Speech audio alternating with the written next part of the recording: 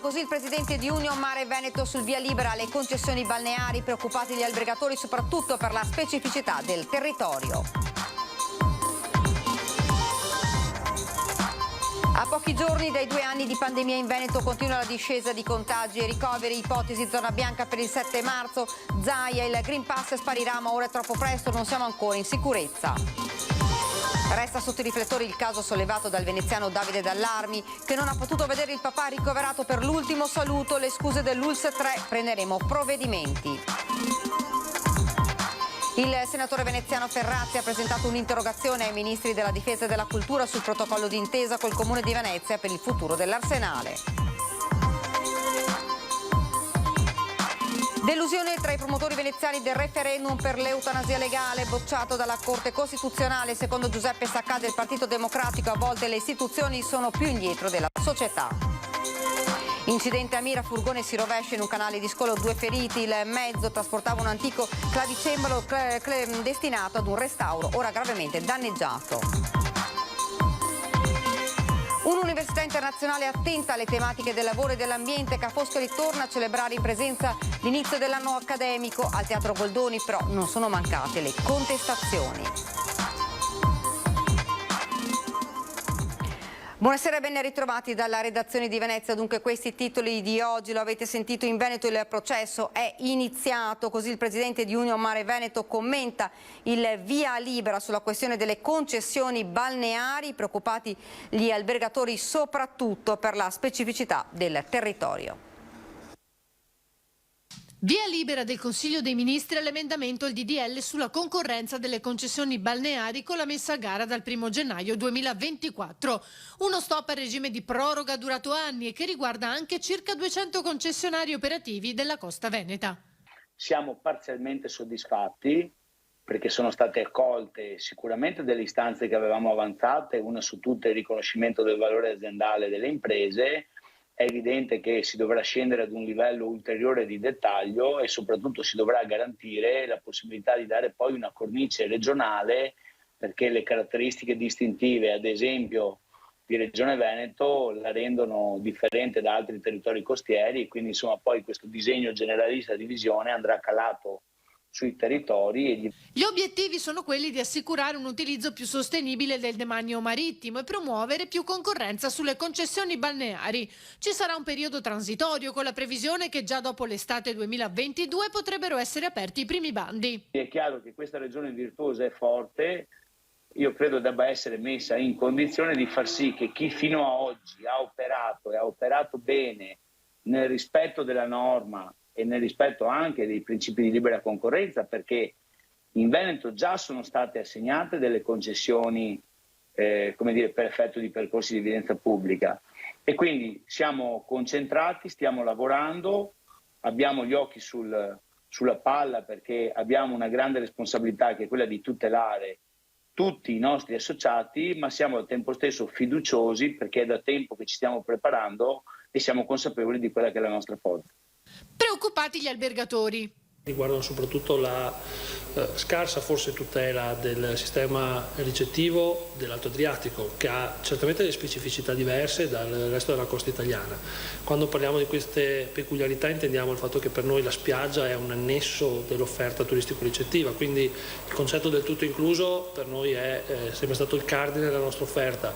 In questo caso, viste le indicazioni ricevute, pare non essere tutelato, non essere attenzionato quanto merita questa specificità. Ed ora parliamo della pandemia. I dati fanno ben sperare per le prossime settimane, ma il Green Pass, secondo Zaia, deve ancora rimanere perché non siamo in sicurezza. Se i dati avranno questa conferma nei prossimi giorni, dal 7 marzo sapete che ci vogliono 2 settimane di conferma, noi siamo zona bianca. 5.181 nuovi positivi, RT che oggi è sceso sotto 1 e flessione della pressione ospedaliera con 18 ricoverati in meno rispetto a ieri. Resta ancora alto il numero dei decessi, 30 in 24 ore, ma tutti i parametri danno curve in rapida discesa e proiettano il Veneto in fascia bianca. Poco cambierà visto che le mascherine all'aperto non sono più obbligatorie. Il presidente Zaia torna in diretta da Marghera e traccia il quadro di una situazione in miglioramento, aprendo a delle riflessioni a 2 anni dall'inizio della pandemia. pandemia.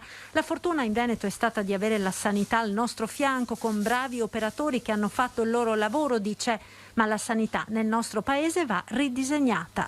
Io penso che ci voglia un nuovo piano di sanità pubblica in questo paese, che tenga presente che nel momento in cui ci vogliono i piani anche pandemici aggiornati. Sul Green Pass, il giorno dopo l'entrata in vigore dell'obbligo di certificato verde rafforzato per il lavoro per gli over 50, 77.000 in Veneto le persone teoricamente coinvolte, Zaia pensa non sia un problema per l'89% dei veneti vaccinati.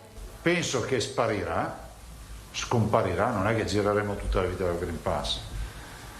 Pensare di abolirlo nel giro di qualche giorno o di qualche settimana, non lo so. Il Green Pass è correlato alla necessità di capire se siamo in sicurezza. In questa fase non lo siamo.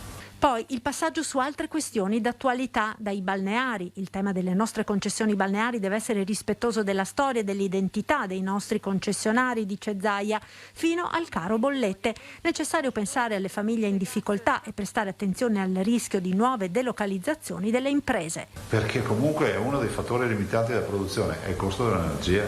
Cioè quando tu leggi che ci sono aziende che fanno il fermo produttivo perché non ci stanno più dentro, ok, se è una roba della settimana si risolve tutto bene, ma se è una roba che diventa strutturale, il fermo produttivo si chiama delocalizzazione. Quindi al governo bisogna che siano attenti al fatto che il caro energia rischia di spopolare i territori produttivi, di creare occupazione, di creare delocalizzazione, e quindi non è solo più un problema di bolletta, è un problema di strategia di sviluppo. Continua ad essere sotto i riflettori il caso sollevato da Davide Dall'Armi, che non ha potuto vedere il papà ricoverato per l'ultimo saluto. Non si dà pace e chiede risposte. Non ho risposte.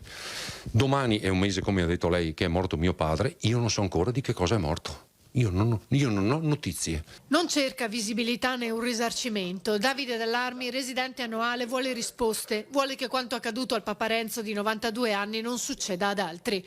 Negli ultimi 2 anni, a causa del Covid, già troppe persone se ne sono andate sole, senza poter vedere né abbracciare i loro cari nella freddezza di un letto d'ospedale. Al signor Renzo, non contagiato dal Covid, è accaduta la stessa cosa. Era stato ricoverato la domenica nell'ospedale di Mirano e fino alla sua morte, 10 giorni dopo, il figlio gli ha potuto parlare una sola volta. Per sentire mio padre ho dovuto il martedì, perché è stato ricoverato la domenica, chiamare il reparto, chiedere per quale motivo avesse il telefono spento, che lui, ovviamente io l'ho mandato in ospedale, era lucido. Un infermiere gentilissimo mi ha detto: guardi, oggi è agitato, però adesso vado a vedere in camera come mai. Dopo 10 minuti ho sentito il telefono squillare, era mio padre. Io ho detto: papà, ciao, come stai? Fa abbastanza bene, e voi? Ho detto: noi bene. Ho detto: mi raccomando, cerca di guarire. E appena posso, ho detto: venite a trovare, vengo. Va bene. In quel momento là prende in mano il telefono la dottoressa, mi fa: sto visitando suo padre, poi le richiamo io. Messo giù il telefono. Da quel momento io mio padre non l'ho più sentito. Solo in alcune giornate Davide è riuscito a parlare col medico deputato, fino alla telefonata che nessuno vorrebbe ricevere e che Dall'Armi ha ricevuto il giorno dopo la morte del papà. Martedì mattina alle 9:20 mi chiamo all'ospedale, dico: finalmente mi danno notizie. Rispondono al telefono, mi fa: buongiorno, lei è figlio del signor Dall'Armi? Sì. Buongiorno, ospedale di Milano, volevo comunicarle che suo padre è deceduto ieri sera alle ore 22. A quel punto, oltre allo sgomento, chiaramente il dolore, ho detto: ma nessuno mi ha telefonato per dirmi che è morto mio padre ieri sera? Sono 12 ore fa, perché dalle 9:20 di mattina alle 10 di sera sono quasi 12 ore. Il mio cellulare era acceso, ma magari può capitare che non sono riusciti a prendere la linea, però avevo anche il numero di casa e io quella sera ero a casa il lunedì, perché dalle 7 di sera ero a casa. Il mio telefono non ha mai squillato. Il dolore più grande Davide l'ha provato quando ha potuto rivedere il padre. Era disteso, con la mascherina, con la barba lunga da 10 giorni e con gli occhi ancora aperti. Ditemi voi se è umano. Senta, lei crede che suo papà abbia pensato in quei giorni di essere stato abbandonato? Secondo me sì, questo è il dolore che mi porterò per sempre e spero che mi perdoni. Perché anche le altre volte che era stato ricoverato precedentemente in geriatria ad Olo, io ero sempre presente. E lui è rimasto in ospedale 9 giorni da solo e non mi ha mai visto. Secondo me, lui veramente, secondo me, è morto solo. Gli effetti personali che gli aveva fatto recapitare non erano nemmeno stati toccati, racconta. Sconfortato, ha segnalato l'accaduto anche al governatore Zaia e 2 giorni dopo il primario del reparto gli ha scritto un'email spiegando che in quei giorni erano impegnati nella riorganizzazione del reparto per l'emergenza Covid. Era inoltre scoppiato un focolaio. Io vorrei che queste cose non accadessero più, perché in un paese come l'Italia, che si definisce civile, queste cose non dovrebbero accadere. Se ci fosse chiarezza e mi avessero detto la verità, nel senso guardi che lei non può entrare per questo motivo, sarebbe stata un'altra cosa, ma a me non l'ha detto nessuno. Se potessi tornare indietro non so cosa farei, perché dipende dalla situazione, però sapendo quello che è accaduto a mio padre e tante altre persone che mi stanno contattando, alle quali è successo la stessa identica cosa, stesso modus operandi, e forse agirei diversamente. Mi metterei davanti la porta del reparto e starei lì finché mi fanno entrare.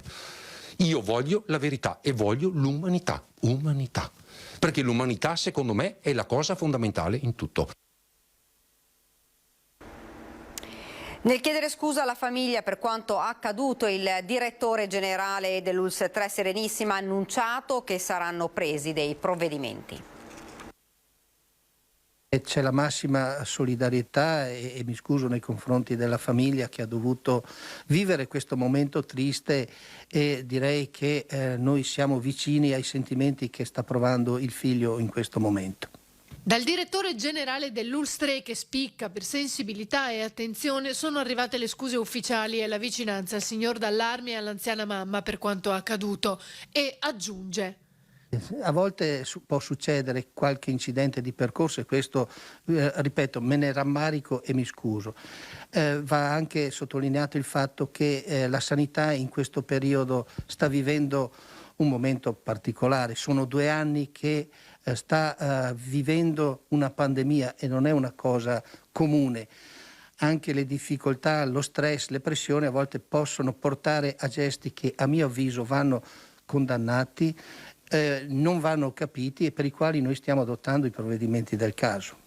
Contato evidenzia inoltre che gli ospedali ora, come da ordinanza regionale emanata l'8 febbraio, successiva al caso Dallarmi, sono aperti alle visite, così come le RSA. Bisogna uscire dalla pandemia e gli ospedali del Veneto devono essere al servizio di tutti i cittadini, non solo dei cittadini che hanno la patologia Covid-19. Quindi chi è vaccinato, chi ha avuto la dose booster, con le dovute cautele deve entrare negli ospedali. Noi dobbiamo arrivare alla normalità e questo è il nostro sforzo, il nostro compito, e noi andremo a vigilare affinché ciò accada.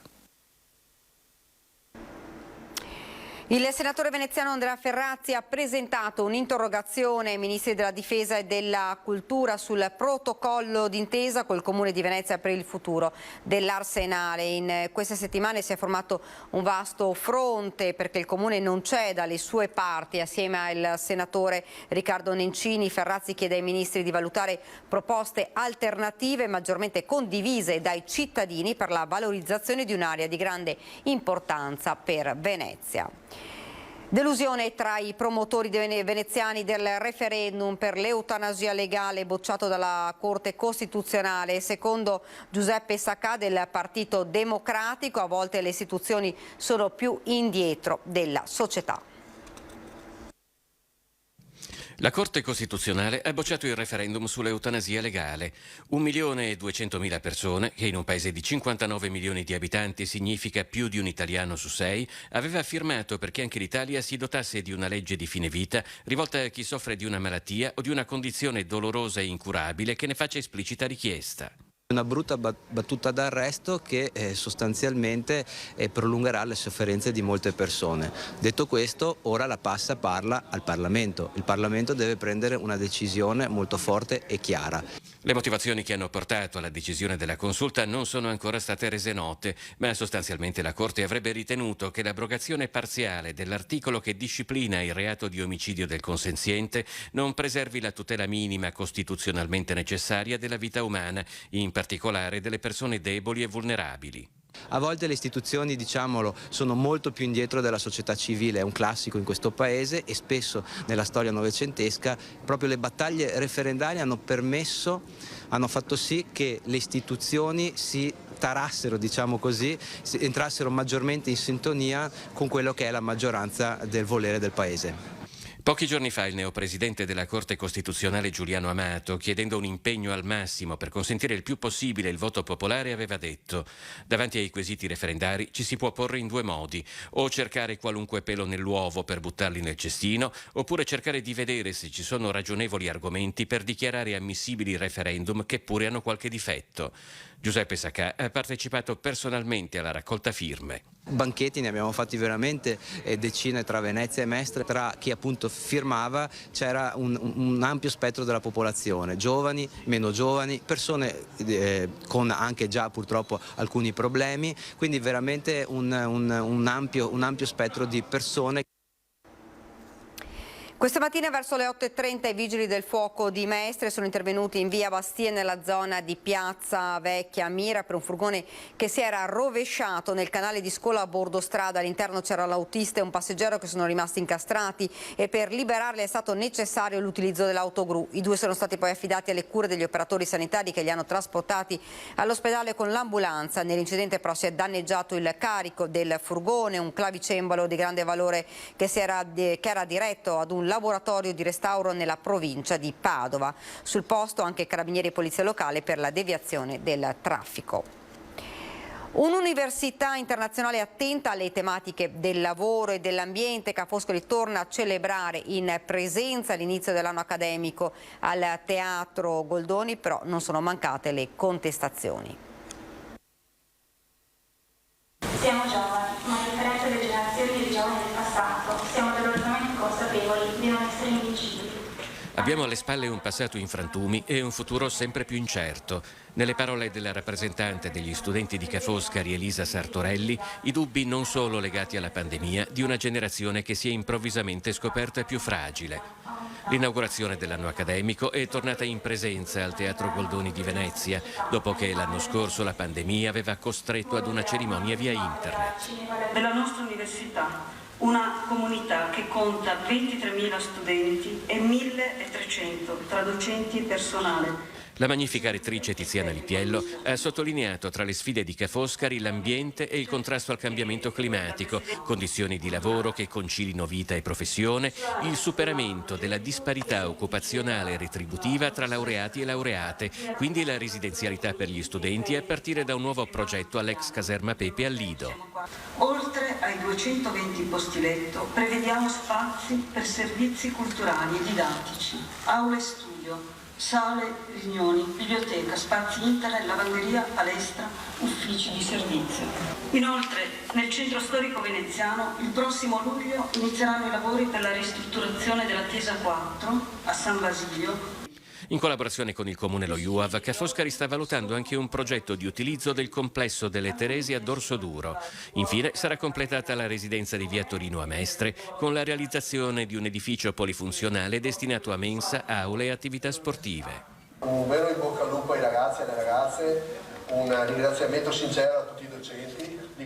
Il videomessaggio del sindaco di Venezia Luigi Brugnaro ha seguito l'intervento in presenza del sindaco di Treviso Mario Conte a sottolineare il rapporto sempre più stretto tra Ca' Foscari e la sua città. Prima della rettrice però un intervento fuori programma del collettivo Liberi Saperi Critici è stato durissimo con le politiche di Ca' Foscari. Durante il primo lockdown nazionale abbiamo assistito a un aumento sproporzionato delle tasse universitarie, mentre il peso della pandemia gravava sulle spalle delle nostre famiglie. 2 anni dopo assistiamo a una riduzione progressiva delle borse di studio e delle indennità erogate da Ca' Foscari, sempre più simile ad un'azienda che ha un luogo dove formare saperi consapevoli. E Ca' Foscari cosa farà? Scendere in piazza con i suoi studenti o continuerà dalla sua torre d'avorio a credere che vada tutto bene? Un intervento analogo era già avvenuto alla cerimonia della Normale Superiore di Pisa e a Venezia è toccato proprio alla rettrice Lipiello prendere la parola immediatamente dopo. E questa è una manifestazione di come Ca' Foscari da sempre ha dato libero spazio al libero pensiero. Ed è davvero tutto da Venezia, io vi lascio ovviamente alle nostre previsioni del tempo. Grazie per averci seguito e arrivederci.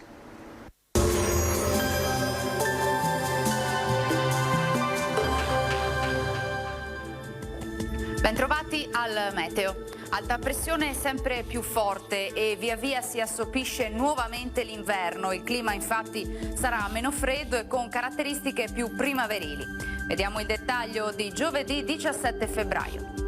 Sul Veneto nelle prime ore varie nubi basse e nebbie in pianura e anche nelle vallate prealpine, localmente persistenti. Per il resto cielo da poco nuvoloso a sereno, precipitazioni assenti, venti deboli da direzioni variabili. Temperature come detto in aumento, minime tra -2 e 4 gradi, massime comprese invece tra i 5 e i 12 gradi all'incirca. Ci spostiamo ora sul Friuli Venezia Giulia. Inizialmente anche qui cielo molto nuvoloso e coperto, a seguire invece più sole dappertutto. Temperature minime tra 1 e 5 gradi, massime sui 6-12 gradi. Infine diamo uno sguardo alla situazione del Trentino Alto Adige, dove sarà soleggiato, qualche addensamento ma insomma senza ulteriori conseguenze. Temperature minime intorno allo 0 o di poco superiori, massime sui 15 gradi all'incirca. Dal meteo di Antena 3 per ora è tutto. Grazie per l'attenzione. Arrivederci.